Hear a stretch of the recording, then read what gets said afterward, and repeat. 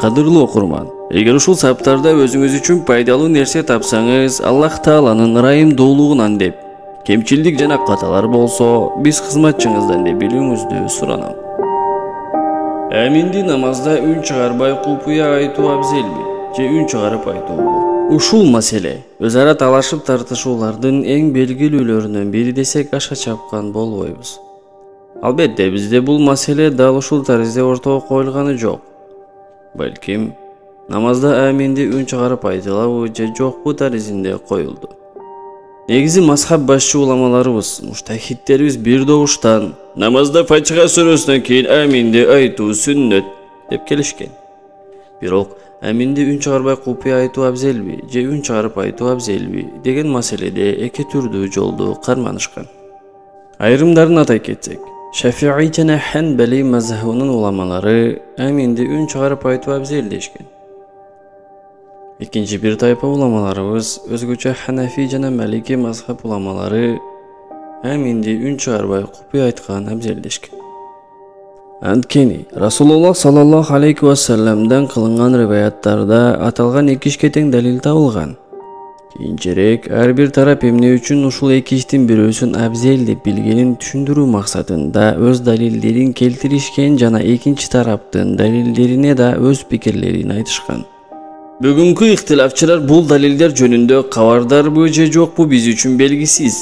Бирок биз үчүн белгилүү болгон нерсе дал ушул маселеде ыктилаф чыгарганы. Эми болсо болор иш болуп өткөн соң да баары бир пайдасы бар деген максатта Аллахтан жардам сурап, ошол маселе боюнча эмне сөздөр болгонун түшүнүп билүүгө бир аракет жасап көрүүнү максатка ылайык деп билдик. Темага киришүүдөн мурда айтып коюубуз зарыл. Сизге баш ийип урматтоочу кызматчыңыз өзү ээрчиген мазхабка ылайык аминди ичинде купуя айтып намаз окугандарга да, үн чыгарып айтып окугандарга да өз урматтоосун тартуулайт. Өзгөчө бул жаатта иштихат кылган уламаларыбыздын баарысына урмат сый көрсөтөт. Дөмөкү саптарда аталган урматтуулардын ар бирине карата бир аз да болсо орунсуз пикирлер же ушуга окшош сөздөрдү болтурбоо ниетиндебиз. Анткени ал улууларыбыз кылган иштихаттары туура болсо 2 сооп, туура эмес болсо 1 сооп алып кетишкен. Көз өтүп кеткен уламаларыбызга өзгөчө урмат сый көрсөтүү биздин милдетибиз болуп эсептелет. Аминди үн чыгарып айтуу абзел дегендердин далилдери жана алардын талкуусу. Эми намазда Фатиха сүрөсүн окуп болгондон кийин аминди үн чыгарып айтуу абзел деген тараптын далилдерин келтиребиз. Бул тараптын эң белгилүү өкүлү алдыңда айтып өтүлгөндөй Шафи'i жана Ханбали мазхабтары. Байыркы китептерибизде да бул маселе жөнүндө сөз болгондо биринчи болуп алар эске алынат. Ошондуктан биз аминди үн чыгарып айтуу абзел дегендер деп жазганыбызда Шафи'илерди да, Ханбалилерди да жана алардан башкаларды да эске алган болобуз. Биринчи далил. Абу Хурайра радиаллаху анхудан риваят кылынат. Расулуллах саллаллаху алейхи ва саллам качан имам гайрил магдуби алейхим валаддаллин десе амин дегиле. Анткени кимдин айтканы периштелердин айтканына туура келсе, анын өткөн күнөөлөрү кечирилет деди. Имам Бухари риваят кылган. Шафи'i менен Ханбали жана алар менен пикири бирдей болгон тараптар. Ошол хадисте Расулуллах саллаллаху алейхи ва саллам иман амин дегенден кийин амин дешибизге буйрууда. Ушуга ылайык биз аминди айтуубуз зарыл дешет. Аминди үн чыгарбай айтуу абзел дегендер Ханафи жана Маликилер болсо, аминди айтуу зарыл экени өтө эле туура. Ошондуктан биз да айтабыз. Бирок куттуу хадисте аминди үн чыгарып айткыла делгени жокко. Ошондуктан бул куттуу хадисти аминди үн чыгарып айтууга далил кыла албайсыңар дешет. Чындыгында бул хадис эки тарапка да бир түрдүү далил боло алат. Экинчи далил. Абу Муса Аш'ари радиаллаху анхудан риваят кылынат. Расулуллах саллаллаху алейхи ва саллам бизге хутба кылды.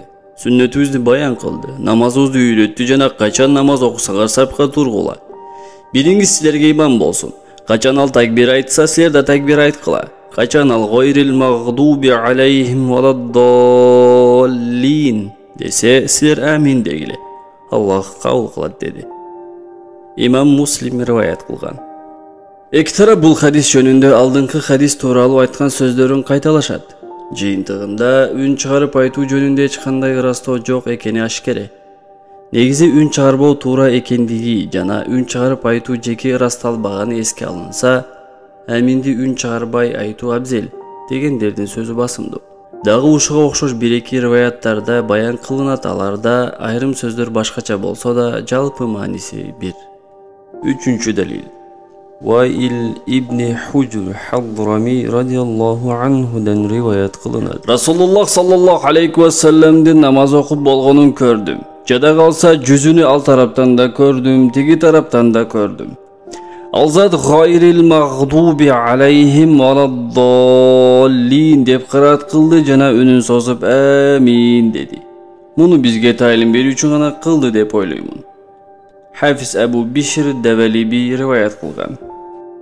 Каршы тарап болсо, бул жана ушуга окшош хадистерде Расулуллах саллаллаху алейхи ва салламдын имам болуп туруп аминди айтканы жөнүндө сөз болот. Бул болсо имамдын артында туруп намаз окуп жаткан намазкан аминди үн чыгарып айтсын дешке негиз боло албайт дейт. Ошону менен бирге хадисте үнүн созуп делүүдө үнүн бийик кылып делгени жок. Адатта имамдын артында турган кишилер уга турган даражада үн чыгаруусу бир нерсени үн чыгарып айтты деп эсептелбейт. Анткени көптөгөн сахих риваяттарда келгенине караганда Расулуллах саллаллаху алейхи ва саллам бешим намазында кээде аяттарды артында тургандар уга турган даражада көбүрөөк окуган. Негизи бешим намазда үн чыгарып кыраат кылбастыгы жалпыга маалым.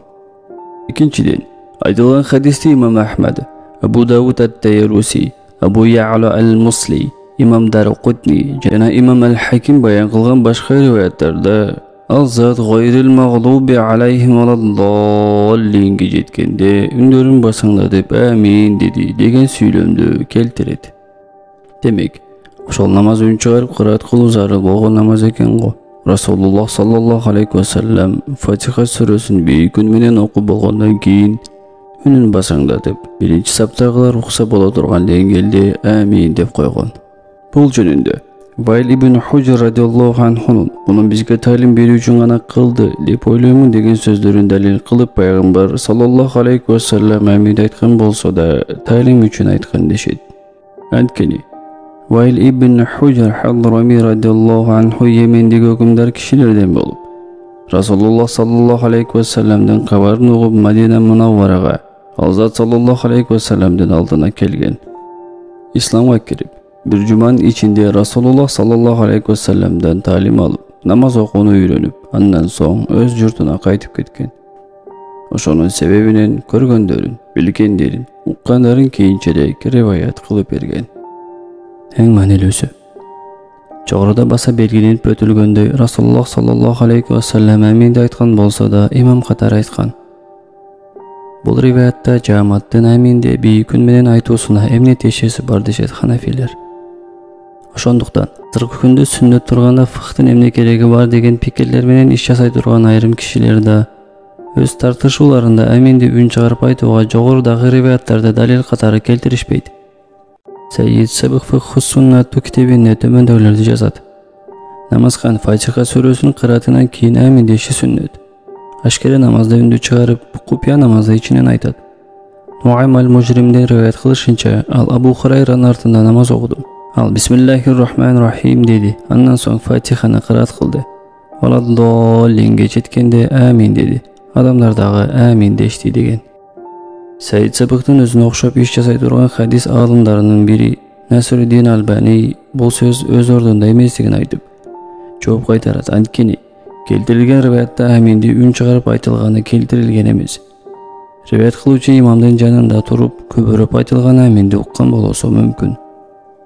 Кийин Сайид Сабык Ибн Зубайр жана аны менен бирге болгондор аминди айтышканда мечитте бийик үн чыккан деген мүзүндүнү келтирет. Насруддин Албани болсо мунун жообуна төмөндөгүлөрдү жазат. Ыктыда кылуучулардын аминди үн чыгарып айтылары жөнүндө мындан башка риваят жок. Бул болсо далил боло албайт. Анткени анын таянычы жөнүндө Расулуллах саллаллаху алейхи ва салламга чейин жеткирип барылган эмес. Туура пайгамбар саллаллаху алейхи ва салламдын аминди үн чыгарып айткандары жөнүндө көп хадистер келген. Бирок алардын бирөөсүндө да сахабалар Алзат саллаллаху алейхи вассаламдын артында туруп аминди үн чыгарып айткандары жөнүндө кеп жок. Шейх Насируддин Албани бул жөнүндөгү сөздөрүнүн уландысында Имам Шафииде кийинчерээк аминди иште айтуу абзел экендигине кайтканы жана өзүнүн Умматтуу китебинде аныктагыраак айтканда аминди үн чыгарып айтууларын туура көрбөймүн деп жазгандарын келтирет. Бул болсо аминди үн чыгарып айтуу абзел деген негизги кишинин кийинчерээк башка далилдер менен таанышып чыгып, өзүнүн биринчи сөзүнөн кайтканын көрсөтөт. Хадис илиминин уламалары учурда кайра-кайра тилге алынып жаткан хадистердин мечитти толтуруп амин делгени жөнүндөгү риваяттардын өтө алсыз экендигини кеңири баян кылгандарын баса белгилемекчибиз. Биз бул жөнүндөгү сөздөрдү жалпы баян кылган болсок да, илгерки уламаларыбыз бул маселеге тийиштүү бардык риваяттарды бир-бирден келтирип, кеңири талдашкан. Жада калса тексттер тең күчкө ээ болуп калган жерлерде риваят кылуучулардын кайсыл бири күчтүү экен. Жада калса тексттер тең күчкө ээ болуп калган жерлерде риваят кылуучулардын кайсыл бири күчтүү экенин да иликтешкен жана аминди иште айткан абзел деген жыйынтыкка келишкен.